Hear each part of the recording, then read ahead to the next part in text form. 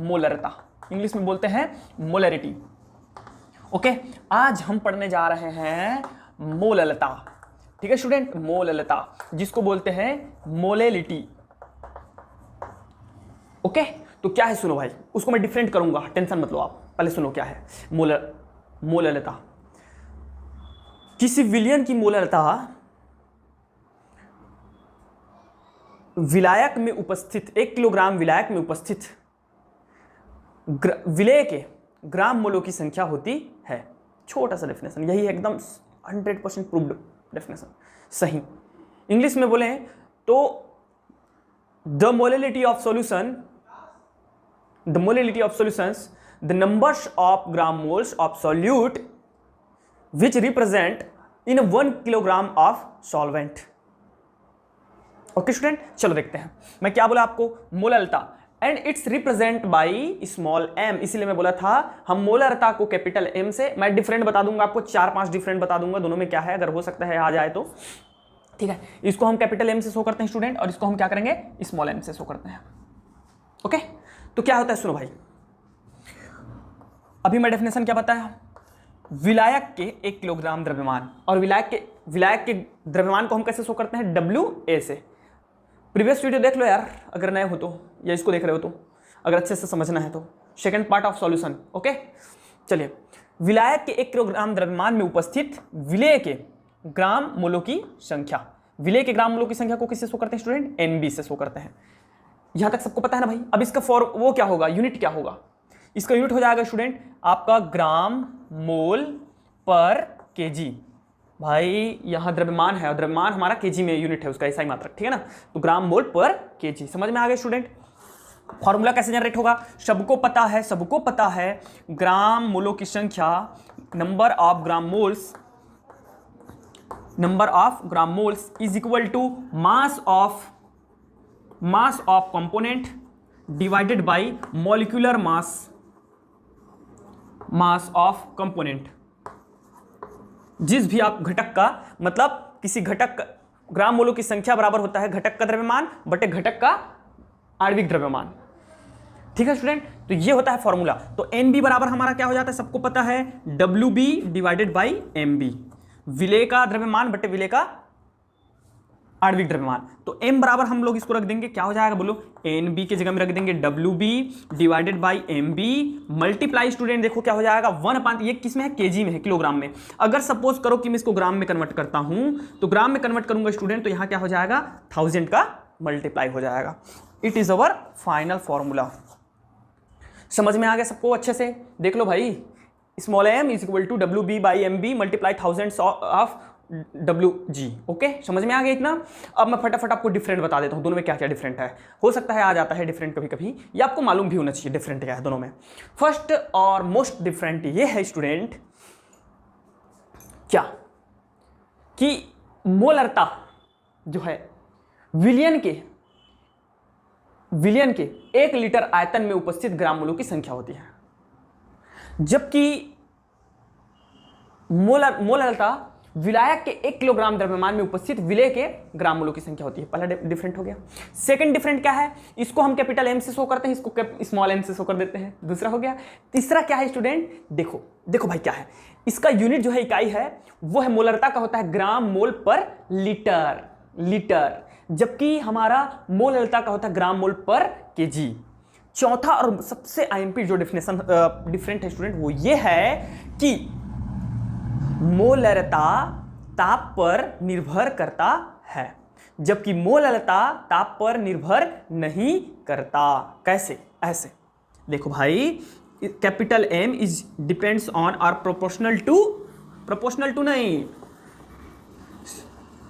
Depend करता है, yes, and M is not dependent on T, temperature. Depend करता है, इस प्रोपोर्शनल वगैरह को अभी ध्यान मत देना, मैं बताऊंगा, उस प्रोपोर्शनल का टाइम आएगा, चिंता मत करो, मैं बताऊंगा आराम से, इत्मीनान से, अच्छे से। मैं सिर्फ ये बता रहा हूं कि डिपेंड करता है। कैसे, वो सुनो।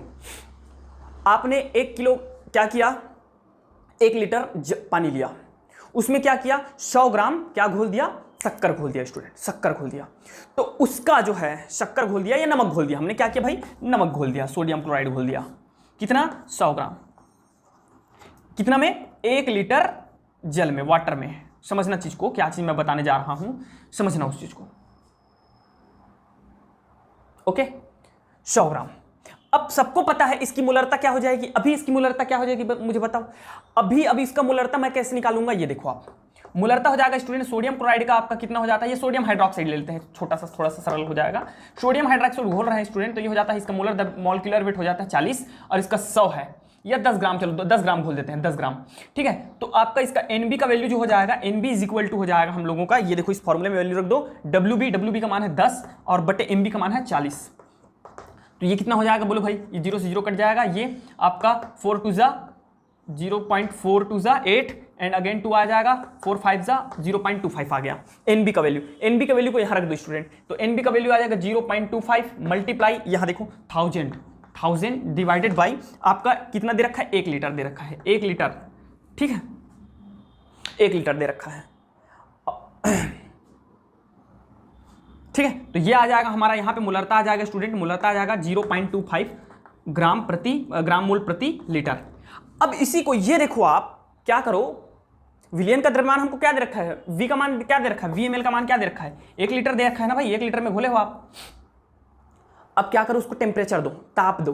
ताप देने से क्या होगा स्टूडेंट, विलियन का जो मान है 1 लीटर है, वो टेम्परेचर के कारण जब गर्म करोगे तो वो वाष्प बन के उड़ जाएगा, और जब वाष्प बन के उड़ जाएगा तो वो तो कम हो गया, तो कम होगा तो उसमें क्या हो जाएगा, आपका मोलरता क्या हो जाएगा, बढ़ जाएगा। समझो अब बात को, टेम्परेचर बढ़ाने से क्या होता है, मोलरता बढ़ जाती है, क्योंकि विलियन जो है वो वाष्प बन के उड़ जाएगा। लेकिन द्रव्यमान के केस में ऐसा नहीं होता, क्योंकि ठोस वाष्प बन के नहीं उड़ता है।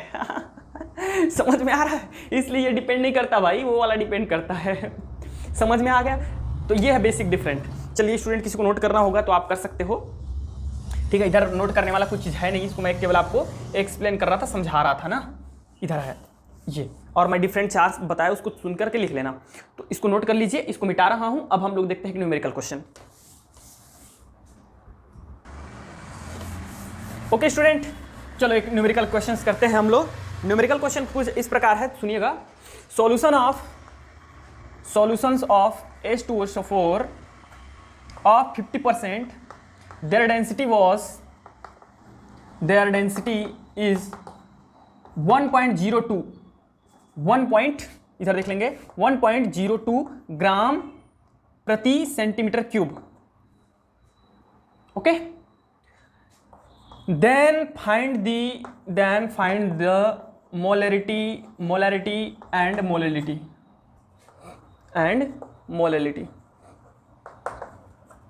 ओके स्टूडेंट, मतलब क्या बोल रहा है कि H2SO4 का 15 ग्राम विलियन, H2SO4 सल्फ्यूरिक अम्ल का 15%, सॉरी 15 ग्राम नहीं है एक्चुअल में, वो 15% विलियन, जिसका घनत्व 1.02 ग्राम प्रति सेंटीमीटर क्यूब है। ठीक है, तो उसका मोलरता और मोललता ज्ञात कीजिए। ये हमारा क्वेश्चन है स्टूडेंट। अब चलिए देखते हैं क्या क्या गिवन है। गिवन ये देखो मेरे भाई, सल्फ्यूरिक अम्ल का 15% विलियन है, सल्फ्यूरिक अम्ल का 15%। मतलब समझते हो आप कि सल्फ्यूरिक अम्ल को जिस भी विलायक में घोला गया है, सपोज करते हैं जल, तो जल के 100 ग्राम जल में सल्फ्यूरिक अम्ल का कितना ग्राम है, 15 ग्राम है। जल के 100 किलोग्राम में सल्फ्यूरिक अम्ल कितना है, 15 किलोग्राम है। समझ रहे हो, मतलब परसेंट का मतलब होता है parts, how many parts, that is a percent. मतलब 100 भाग में 15 भाग क्या है, सल्फ्यूरिक अम्ल है। अब इसको मुझे ग्राम में दे रखा है, तो मतलब सिंपल सी बात है यार, 100 ग्राम जल में 15 ग्राम क्या है आपका, 100 ग्राम जल में 15 ग्राम क्या है आपका, सल्फ्यूरिक अम्ल है। समझ में आ रहा है, तो ये चीज है सॉल्यूशन में ना, सॉल्यूशन में, जल बस में नहीं, सॉल्यूशन में। ठीक है, तो गिवन दैट व्हाट H2SO4, और ये हमारे लिए हो जाएगा विलेय, क्योंकि कम मात्रा में 15% है, तो 15% है, तो मैं लिख सकता हूं student WB is equal to, हमको दे रखा है 15 ग्राम। ठीक है, और आपको क्या दे रखा है, सॉल्यूशन दे रखा है स्टूडेंट, कितना दे रखा है सॉल्यूशन का हो जाएगा, टोटल ग्राम कितना हो जाएगा, मैं क्या बता रहा हूं, समझ में आ रहा है ना भाई। परसेंट का मतलब होता है हाउ मेनी पार्ट्स, कितना भाग, आपको 100 नंबर का प्रश्न पेपर हुआ, उसमें आपने 40 नंबर लेके आया, मतलब हाउ मेनी पार्ट्स, आपने 40 नंबर लेके आया है 100 में, मतलब 40% मिला है, 40% आपको मिला है मान के चलो एक किसी सब्जेक्ट में, मतलब ये है 40% का मतलब है परसेंट, 40%। और इस परसेंट को भाग में कन्वर्ट करेंगे तो क्या लिखते हैं, 100 लिखते हैं कि नहीं लिखते हैं, मतलब 100 में से 40, तो 15% का मतलब क्या है, 100 में से 15 भाग, 100 में से 15 भाग क्या है, सल्फ्यूरिक अम्ल है। समझ में आ रहा है? तो 100 भाग क्या हो जाएगा हमारा, टोटल विलियन हो जाएगा, जो कि सल्फ्यूरिक अम्ल को मिलकर बना है। तो विलियन का द्रव्यमान क्या हो जाएगा भाई, 100 ग्राम ना होगा, यही चीज तो मैं समझा रहा हूं आपको, समझो ना, 100 ग्राम क्या हो जाएगा, विलियन का द्रव्यमान हो जाएगा। इस हिसाब से स्टूडेंट विलायक का द्रव्यमान क्या हो जाएगा, WA इज इक्वल टू हो जाएगा हमारा 100 में से 15 को घटा दो, क्योंकि ये विलियन है और विलियन में विलय भी है और विलायक को मिलाकर के बना रहता है, तो विलय को घटा देंगे तो हमारा आ जाएगा 85 ऑफ ग्राम। इतना समझ में आ गया। और मैं क्या मुझे दिया है, गिवन दैट, गिवन दे रखा है हमको डेंसिटी, तो डेंसिटी कितना दे रखा है स्टूडेंट, डेंसिटी वॉज आपका दे रखा है डेंसिटी हमारा 1.02 ग्राम प्रति सेंटीमीटर क्यूब, ये हो गया गिवन। अब फॉर्मूला में आते हैं, डेंसिटी, ये सॉल्यूशन का डेंसिटी है, ठीक है, सॉरी यार वहां पे मैं थोड़ा सा, solutions of H2SO4 of 50% their density was is, their density, solution का डेंसिटी है 1.02, डेंसिटी ऑफ सॉल्यूशन, सॉल्यूशन हमको दे रखा है ना, तो हमारा ये हो जाएगा mass of solution and volume of solution. Formula पता है ना भाई, द्रव्यमान बटे आयतन, तो डेंसिटी हमको दे रखा 1.02 इज इक्वल टू हो जाएगा, मास कितना दे रखा है स्टूडेंट 100 डिवाइडेड बाय वॉल्यूम क्या है हमको नहीं पता, विलियन का वॉल्यूम क्या है नहीं पता, VmL है ना, इसको इधर ट्रांसफर कर दीजिएगा, VmL इज इक्वल टू हो जाएगा 100 डिवाइडेड बाई 1.02। इतना सबको अच्छे से समझ में आ गया। इसको कैलकुलेट कीजिएगा। कैलकुलेट करने के लिए मैं क्या करता हूँ, इसको दोनों जीरो को हटा, दोनों को डॉट को हटा वो कर देता हूँ, तो दो ऊपर में आप जीरो लगा दीजिएगा और 102 हो जाएगा। इसको जब सॉल्व करेंगे स्टूडेंट तो हमारा जो वैल्यू आएगा वो क्या आ जाएगा, बोलो भाई। इसका वैल्यू आता है स्टूडेंट, आप लोग कैलकुलेट कीजिएगा 98.04 सेंटीमीटर क्यूब, ये इसका वैल्यू आ जाता है। समझ में आ गया? तो ये क्या चीज़ है, वॉल्यूम ऑफ सॉल्यूशन है। इतना निकल गया। क्यों मैं ये सब चीज़ निकाला हूँ वो आपको समझ में आ जाएगा। जब नहीं समझ में आता ना हमको क्या क्या निकालना है, तो आप क्या करो, हमेशा फॉर्मूले को पहले लिख दिया करो। गिवन के बाद फॉर्मूला क्या दिया है, उसके बाद फॉर्मूला लिखने से हमको ये समझ में आ जाता है कि हमको क्या क्या निकालना है, और उसके अकॉर्डिंग आप काम करो। अब मैं पहले आपको निकाल दिया, ठीक है, जो मुझे निकालना था उसको मैं एक्चुअल में पहले निकाल दिया हूँ। अब देखो स्टूडेंट, इधर देखना सब लोग, ठीक है, मुझे वैल्यूज है इसलिए मैं मिटा नहीं सकता, चलो फिर भी मैं मिटा देता हूँ क्वेश्चन को मिटा दिया। मुझे मोलरता और मोलरिटी वो ज्ञात करना है, और जो वैल्यूज मुझे नहीं यार, चलो इधर देखो। अब मोलरता स्टूडेंट, मोलरता का फॉर्मूला क्या है, दिख रहा है एम, नहीं दिख रहा होगा, थोड़ा नीचे देख लो, ठीक है। एम इज इक्वल टू होता है हमारा WB divided by MB multiply 1000 divided by आपका हो जाता है VmL, होता है कि नहीं। यही फॉर्मूला आपको क्या लिखना चाहिए था स्टूडेंट, गिवन के बाद जस्ट इसको फॉर्मूला लिखते, तो वहां आपको दिख जाता कि मुझे WB कहाँ है, दे रखा है, MB मैं निकाल सकता हूं, है ना, VmL मुझे नहीं दिया है, तो VmL मैं कहां से निकालूंगा भाई, मुझे डेंसिटी दे रखा है, तो डेंसिटी का तो कुछ ना कुछ तो काम होगा, और डेंसिटी घनत्व बराबर होता है द्रव्यमान बटे आयतन, द्रव्यमान दे रखा है, घनत्व दे रखा है, तो मैं आयतन तो निकाल ही सकता हूं। ये दिमाग लगाना रहता है न्यूमेरिकल्स क्वेश्चन में, ठीक है। तो यहां अब आप वैल्यूज रखते जाइए, WB का मान 15, ये हो जाएगा 1000 स्टूडेंट, और डिवाइडेड बाय हमारा MB का मान, तो पता है सल्फ्यूरिक अम्ल का MB कैसे निकालते हैं, पता है सबको, सल्फ्यूरिक अम्ल का MB H2SO4 का 98 आता है स्टूडेंट, देख लीजिएगा कैसे निकालना है, H2 plus H plus O4। इसी को मैं और लिख सकता हूं, कैसे लिख सकता हूं, 2H प्लस S प्लस आपका ये हो जाएगा 4 मल्टीप्लाई ऑक्सीजन। देन स्टूडेंट इसको लिख सकते हो आप, हाइड्रोजन का होता है 1, एटॉमिक मास क्या होता है 1, है ना, और आपका सल्फर का होता है 32, 16 दूनी 32, एंड आपका ऑक्सीजन का होता है स्टूडेंट 16, तो 16 4 जा 64, then it is equal to 98, ठीक है ना। तो ये हो जाएगा हमारा 98, और मल्टीप्लाई होता है स्टूडेंट, VmL का वैल्यू हमको दे रखा है 98.04। इसको जब आप कैलकुलेट कर लोगे, सॉल्व करोगे, तो आपका जो वैल्यू आएगा, आंसर आएगा स्टूडेंट, वो आएगा 1.56 मोलरता है तो ग्राम मोल पर लीटर, ऐसा कुछ समथिंग जो है आंसर आने वाला है। वो आप कर सकते हो यार, मुझे वो निकाल के दिखाने की जरूरत नहीं है, मुझे जो काम करना था मैं कर दिया, ठीक है। उसको कैलकुलेट बस करना है, वो आपकी जिम्मेदारी है, टाइम वेस्ट हो जाता है, समथिंग कुछ ऐसे ही आएगा, ठीक है ना।